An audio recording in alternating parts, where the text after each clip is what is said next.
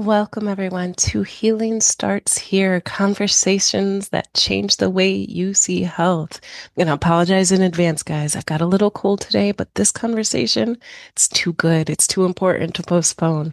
So we are welcoming Allison Hayes. This is a master teacher of energy healing, of all things metaphysical, but with a special focus on stones and crystals. She's known as the Rock Girl, has spent a lifetime studying stones and crystals on the metaphysical level as well as the scientific level, and she has so much to share. It's going to be an interesting conversation, so I can't wait for you guys to hear what Allison Hayes has to say.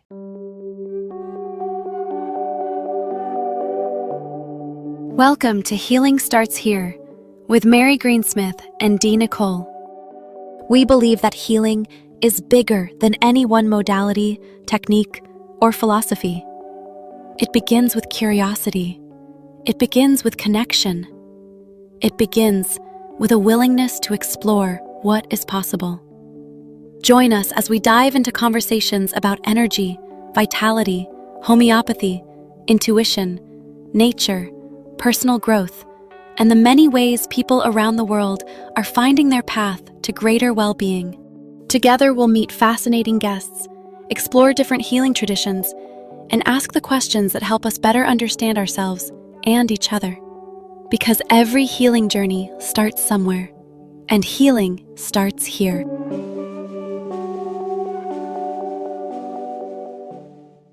All right, friends, I am more excited than I can tell you to introduce to you Allison Hayes. She is known as the Rock Girl, but this has been one of the key teachers in my world. She holds a body of knowledge that a lot of others can't communicate quite as clearly or effectively as she does.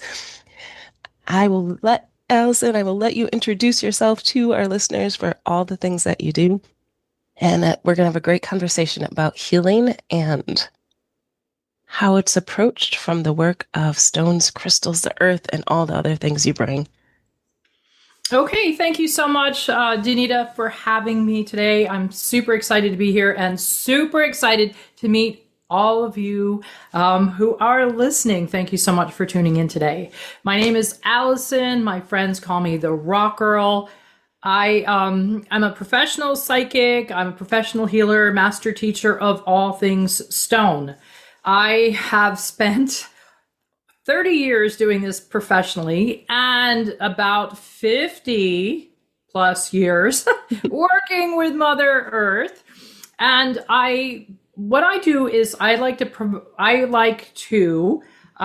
approach healing through crystals. I actually call them rocks or stones. Crystals actually are clear stones that reflect light, and I like to work with all stones. So crystals are actually a type of stone. So that's why I call myself the Rock Girl. I have a retreat center and a school in Asheville, North Carolina.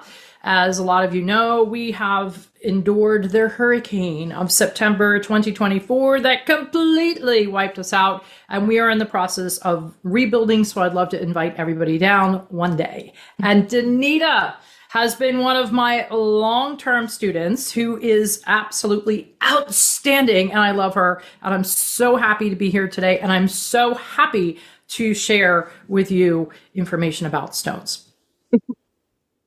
Thank you, Allison. And yes, we've known each other longer than I'm going to admit to, because then they might know how old I am. But to just get things started, we're really talking about healing and how stones and crystals. And let me just start here, because people have an idea of a stone or crystal healer, and it is very different from how you approach things. So will you just tell us a little bit about how you work with the stones to bring forth healing? Absolutely. First of all, everything is earth-based and connected to the electromagnetic frequency of the earth. And a lot of you have probably already heard the phrase, we are spiritual beings having a physical experience. And so a lot of times healing is approached just on the spiritual level. But what we have to remember is that we need to bring it into our body, connect it to all of our chakras, and connect it to Mother Earth. I like to explain this as electromagnetic frequency. Our brains run on electromagnetic frequency. Our heart, our lungs, our organs, it's all done automatically. But we're not plugged into anything, are we? Or maybe we are. Are we? Yes. We are plugged into the earth. And what I really find fascinating is that when you look at a plug that we plug into the wall, into the electrical socket, you see 2 prongs, maybe 3, and you plug it into the wall and the light goes on and the vacuum cleaner goes on and you plug into energy. Well, a lot of us are unaware of the fact that we have our own plugs, our own 2 feet. And when you plug them in to the earth chakra, voila, we light up. And so what keeps all of our organs and our energy going is the connection to the earth through electromagnetic frequency, and it charges our chakras. Then our chakras actually recharge our physical, emotional, mental, and spiritual bodies. And so the stronger that we're connected to the earth, the stronger and more vital we are. And there's really great helpers to do that, and they are called stones. Stones have frequencies of Mother Earth because stones are born in the womb, in the belly of Mother Earth, and they carry all different frequencies. And the magic of healing with stones is to choose the right frequency of stone for the right chakra. And so the root chakra is at the base of your spine, and it charges all of the organs and the energy around there. So you don't want to pick a high frequency stone for the root chakra. You want to pick the right stone for the root chakra, and so on and so on and so on. And what happens is when you bring your chakras into alignment, and when you cleanse and activate and balance them, you are strong and you are vital. And that's what I love about chakras so much, is they balance you on the physical, emotional, mental, and spiritual planes. So if you get your chakras right, everything else falls into place. Okay. And one more thing I'd like to add is that a lot of times we think, oh gosh, we have to heal this and we have to heal that. If we just focus on our chakras and let the chakras do the work, the chakras do the healing for us. So that's what a lot of us miss, is we think we have to, heal this or heal this. We just have to heal and balance our chakras, and the chakras do the rest.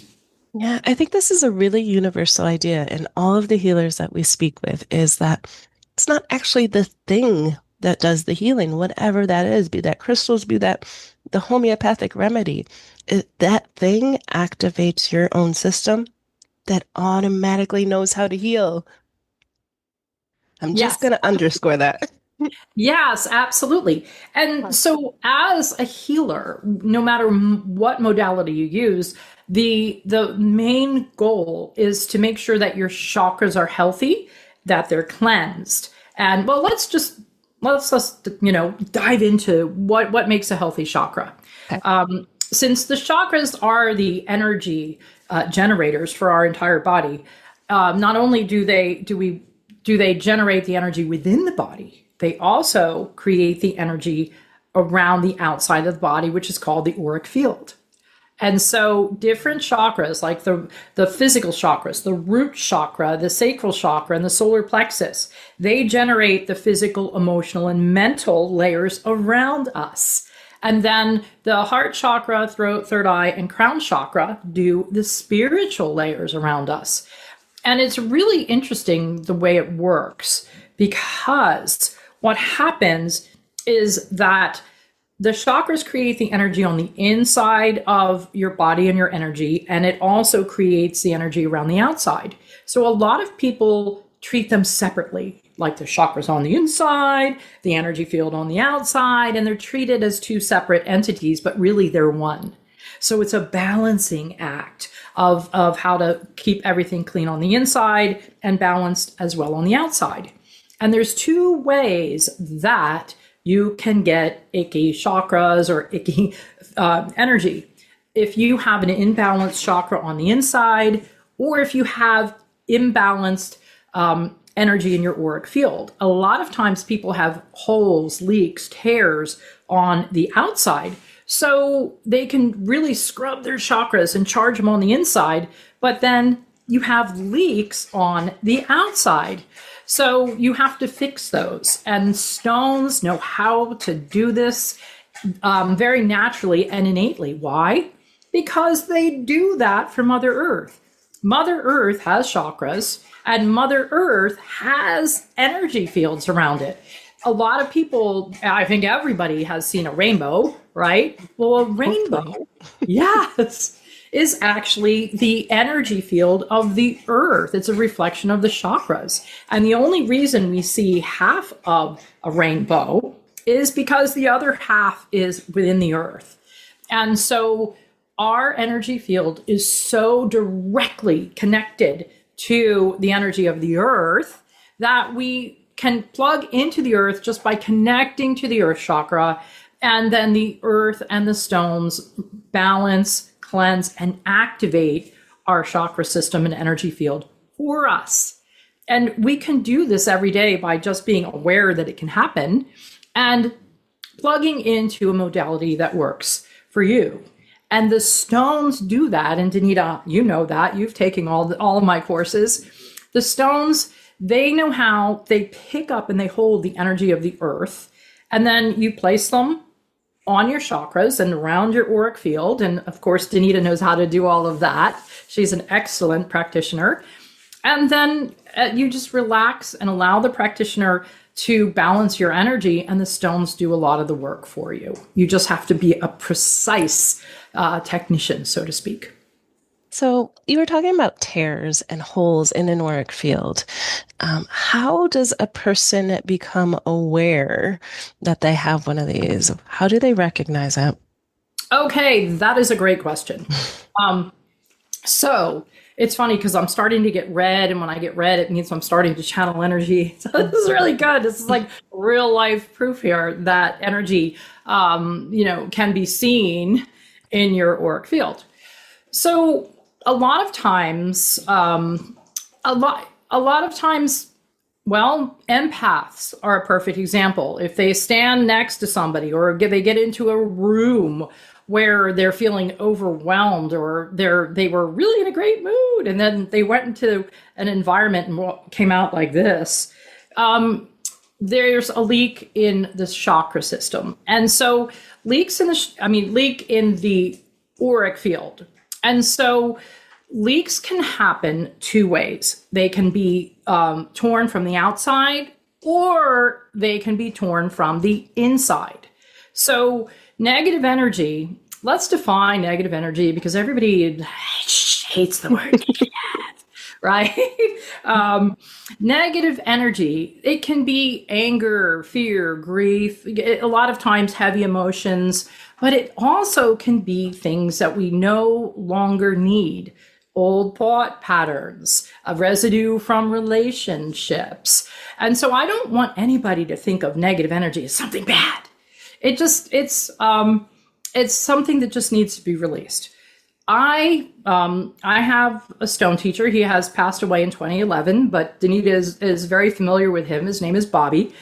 He always used to say, negative energy is just like taking out the trash. So if you go about your daily day and you just throw things in the trash that you no longer need, they don't have to be bad. They're just things that are no longer useful. And so I want to premise the fact that negative energy is not always bad. And anger is a boundary. Everybody thinks, oh, you're angry, it's terrible. Anger is a boundary. It's a human emotion that kind of keeps you intact. And I also have a saying, if it doesn't feel good, it's not good. So put it in the trash. And how do you put it in the trash? You empty it through the earth chakra. And Danita knows how to do that, and she can teach you. And so If you have a lot of buildup in your chakras, what happens is it goes poof, poof, poof. And it first starts out in your energy field. And if it's there long enough, it can settle into the physical and you can have dis-ease. You can start having not feeling well. And if you leave it there long enough or you don't know how to handle it, it becomes disease and then you have a real problem. And you can treat it medically, which I totally support. But as an energy worker and a healer, I'm always about being proactive. Let's get rid of it before it builds up. So auric field tears can happen from buildup on the inside, and then it just gets it's like a balloon. It gets stretches too much and goes pop. But if you're connected to the earth chakra, then it goes down and out, and you can have bad days. We're human, right? So you just need to know how to release that. Also, you can get the tears from the outside, and that can be not cleansing your auric field. And we have a technique how to do that, and Danita knows how to do that. So there's a way of cleansing your auric field every day, and there's a way of strengthening your auric field. And the best way to strengthen your auric field is to keep your chakras clean so they build a very healthy and strong auric field. And what happens is if your auric field is weak, then what happens is if you get into an uncomfortable situation out in the world, let's face it, there's stuff going on out there today. So it all depends on where you're weak. Are you weak on the physical level? The physical layer of the auric field is closest to your body.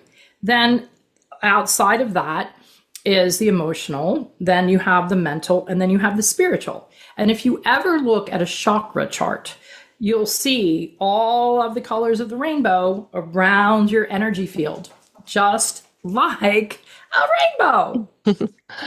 And so the first thing to do is when you have tears is to cleanse it. And then you want to rebuild it and create a strong, flexible energy field. And to answer your question about how do we get tears, well, we covered the part about having your chakras overloaded with stuff that causes leaks from the inside out.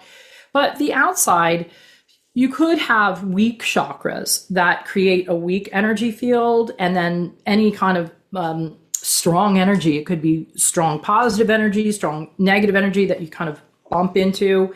It could tear that.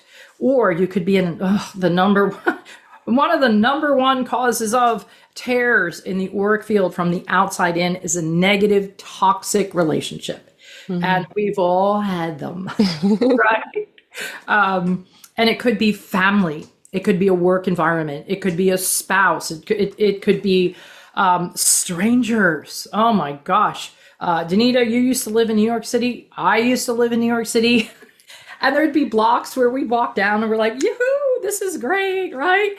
And then there are other blocks. Yeah, then we go to another block and we're like, boom, right? And in New York City, you just kind of have to power through it. The subway system was one of my favorite places. And so just by kind of brushing up on energy like that could cause tears. And you know what? That's natural. We cannot bubble wrap ourselves, right? We just have to learn how to create and maintain healthy chakras and energy field. And so if we go outside and we're working in the garden, or if we're working with stones, right, Danita, and we get really dirty, we go home, we take a shower, we're good. And so the importance of regular maintenance on your chakras and your energy field, that's the best thing that you can do to maintain a healthy life, because life happens, stuff happens, and it's not about being perfect all the time or being in a perfect environment. It's being able to adapt and to cleanse and to strengthen. Right. And that is what the core of what health really means, which is what we love to talk about on this particular podcast, because a lot of the ideas you just mentioned are so universal across healing modalities. Of course, every modality, except for you have never done this, but every modality is like, I'm the only one. This is the only one. This is the way. You can only heal it this way. but they all talk about the same things. We all talk about this sort of susceptibility, these points that are individual, they're not the same for you and I. Uh, Weakness isn't even the right word. It really is susceptibility, where something can affect you in a way that your whole system reacts. Yeah. And you were talking about the mental, emotional, and physical layers, and that affecting the chakra, and then it becoming disease, right? We recognize disease by symptoms. All of a sudden, we have a symptom popping up. And often, I hear people say, I have this one symptom and it's coming again and again and again, and I just can't seem to get rid of it. Tell me how work from the perspective you teach from would look at that. Okay, well, there's a few ways to look at it. And so if something keeps repeating, it means it's trying to get your attention, right? And as you know, you took my courses, you're certified in all of them.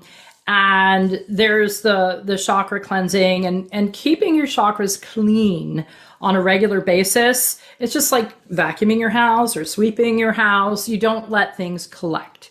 And so if you do regular chakra auric field energy cleansing, you shouldn't have that problem because you get rid of it on a regular basis.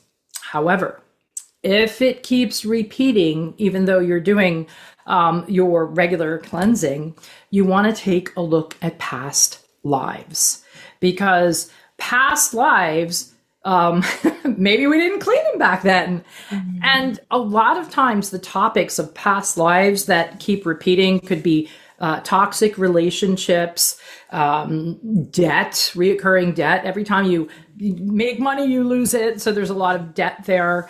It could be, not succeeding in your career. There's obvious, there's a blockage there you might want to clear. So there's relationship, past life problems, there's career and finance, and of course, health. You can inherit a health problem from a past life. And one of the purposes is to learn how to heal it in this lifetime. So a lot of people don't know this about me, but when I was born, I was pigeon-toed. My feet were really crooked. I had asthma. I could hardly breathe. I had like terrible messed up teeth. I had a lisp. I came in with a bucket full of past life issues physically that I had to overcome. And then, of course, I've had a lot of tragedy in my life. That's another one. I just said, bring the whole kitchen sink into this lifetime. And my soul decided to go into the healing so I could not only heal myself, but teach other people how to heal themselves as well. And my 0 to 10, I was lucky enough. My father was a doctor. I was born into a family of doctors. So he fixed all my physical issues right then, but I had to maintain them. And when I was 15, my father tragically died, and I was left to kind of manage my own problems. And so that's really when I started to set out towards healing and going to nature for that healing. And so to this day, my legs are straight. I can walk. I have normal teeth in my mouth. I don't have a lisp. And so I did have the good fortune of having a good start, but then I had to maintain it because after 15 years old, I was on my own. And I realized that those were past life issues. So through working with the stones at a very, very young age, I was able to master that. And then I'm going on to the emotional, the mental, and the spiritual past life issues. And again, I was lucky enough to have amazing teachers who helped teach me the techniques to identify these. And then I went on to create methods of healing where I could heal myself again and teach others how to heal themselves as well. And so when an issue keeps reoccurring, you really want to ask yourself, is this a past life issue? And then if that's something that resonates with you, you don't have to have all the answers. You'll know, does this feel right or does it feel foreign? And our higher self and our soul will tell you. And a lot of times people are like, how can you tell the difference? How do you know if it's past life? Yep. Think about it. And it really, if it feels like it makes sense, it's like putting on a shoe that fits. Trust yourself, trust the energy, and take a closer look at that, because there are techniques that work on past life healing. And I'll just say this, a lot of people are afraid of past life stuff. Like, oh, it's like bad news or the boogeyman. It's really not. I promise you it's not. And it doesn't have to hurt, because the technique that I use for past life healing are the stones. And so a lot of times the stones protect you. They protect your energy. Remember, stones help work on the physical, emotional, mental, and spiritual level. So I have always been protected. Even as a little girl, when I started out, I was protected by the stones and I felt safe. And even though there was some painful issues in my past life, they didn't hurt, because when we use this technique for past life healing, you don't have to re-experience it. The stones help take that energy and ground that into the earth.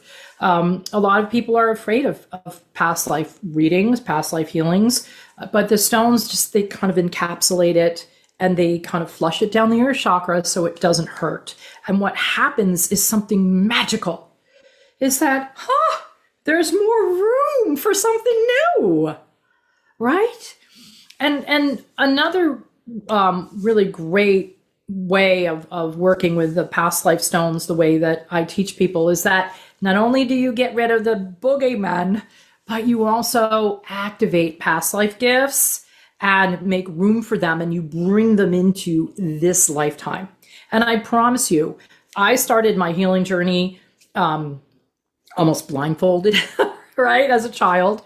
But as I was able to get rid of a lot of the past life stuff, past life gifts started bubbling up. My healing abilities, my psychic abilities, my working with the stones, my teaching abilities, they all started to bubble up from past lives, because I was able to make room for them. And that's the exciting part. And I love when that happens. And so I can honestly say, as I sit here, Danita is a star student, and she's a perfect example of what can come forth once you clean out the past lives, because the wounds go away and the gifts come forward. Well, let me ask you this, because we have a very mixed audience. Some of them will be totally down with what we're talking about, and some will be like, I'm not so sure. And so if I have this thing that's returning again and again, and I think, when you say it, I'm like, maybe it is past life. Do I have to know the story of my life in order to bring this healing in? That's a great question. And it really depends on the person, and it really depends on the issue. And I'm going to elaborate on that in just a minute. Okay, so if the beautiful thing about working with stones is they automatically protect you. And what I train my healers to be technicians, to be precise, what stones to use, where to put them. A bit of the red flag area is when people don't know what stones to use. You can actually activate or accelerate some things. I don't use clear quartz a lot, especially on people who are just beginning the healing process, because clear quartz is fabulous. It's clear, but it's an amplifier, right? Magnifying glasses are made out of clear quartz, microphones, anything that amplifies. And so I always use certain stones for the certain purpose of cleansing, activating, balancing, and then you can use the clear quartz. And it's funny because I'm starting to all get activated with all this stuff, and so clear quartz does activate. It sure does, and amplifies. But you have to be careful when you start down your healing journey, because if you use the clear quartz, you may bring up something that you don't want to deal with right away. And getting back to your question, Danita, is do you have to know? The stones will filter out and protect you from things that are too heavy to deal with. They might bring fond memories back. And what they do is they can protect you. If you have past life trauma, they'll encapsulate it and they'll flush it down the energy field. And so it all depends on the person and how much they can take. And so that's the beauty of working with the stones, because they regulate and they keep you safe. And a lot of times, and I'll add this, sometimes, well, all the times, the most intelligent people, it would be better off if they don't know, because they start picking through everything and analyzing everything, you know? And starting to get attached to the idea of all of a sudden, oh, this is who I am in this lifetime because of this one story, and this one story is now going to define everything I am and everything I do and everywhere I go, and I'm going to tell everyone I am a priestess from the Egyptian times. And all of a sudden, we're not connecting to your present and where you are right now. And that has a whole other set of ramifications. Yes, absolutely. And so the best advice that I can give people in the past life healing department is to go to a practitioner who knows how to use the right stones for the right purposes, and then enjoy. And I promise you it won't hurt, because the stones will protect you. And so let's see. So let's use me for example. I've actually, I've been divorced and, had yucko relationships from time to time, but it's never stayed with me. And I honestly believe it's because I've been working with the stones for all these years. So I'm able to go through yucky relationships in this time and not drag it with me, and recover quickly when it comes to matters of the heart. Yes, I'm one of the lucky ones, I know. But I have had my share of heartache. But I really believe, Danita, it's because I've used the stones, I've cleaned out my heart chakra and sacral chakra and everything else that attracts relationships. So when I come upon a yucky relationship, it goes through me very quickly and leaves my chakras sparkling clean. And I do believe that I've had yucky relationships in past lives, but I was able to heal it in this lifetime. But I don't have any memory of that. And you know what? That's okay. Exactly what you said. You have to release the idea of being attached to really what happened. And so a lot of people, what happens is a lot of the yucky stuff can just kind of almost wash away. And then you have good ideas and joy filling.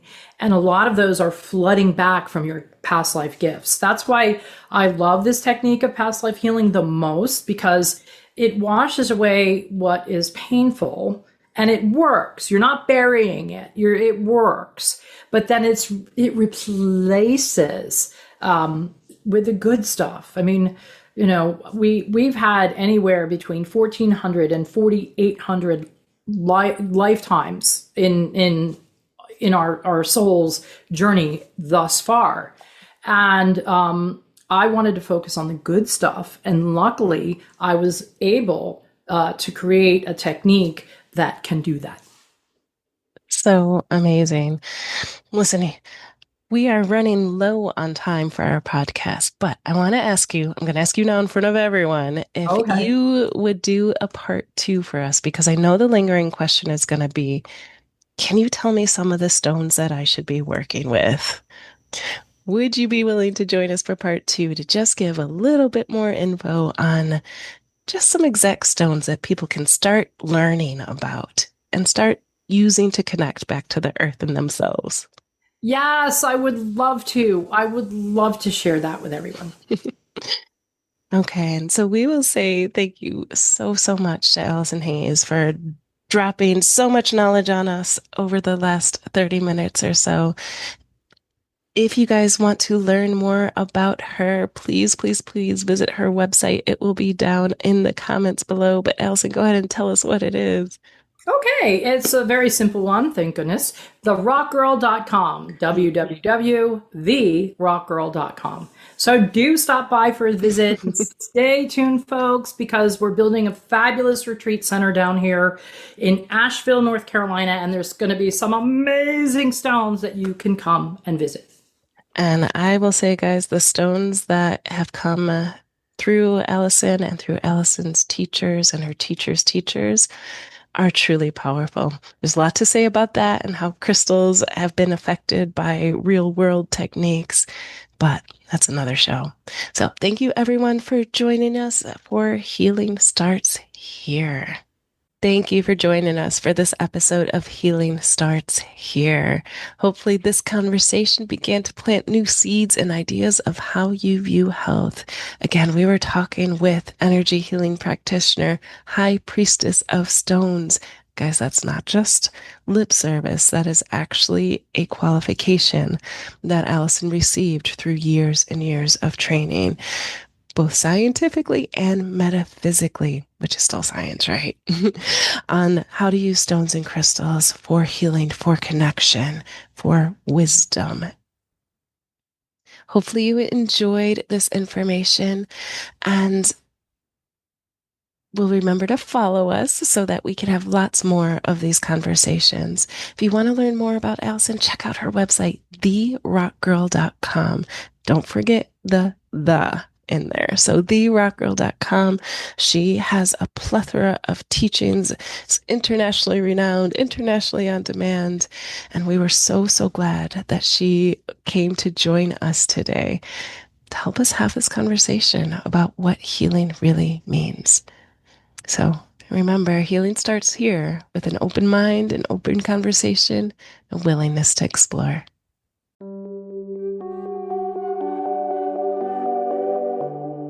Thank you for joining us for this episode of Healing Starts Here. Our hope is that each conversation leaves you with a new insight, a fresh perspective, or a gentle reminder that healing can take many forms.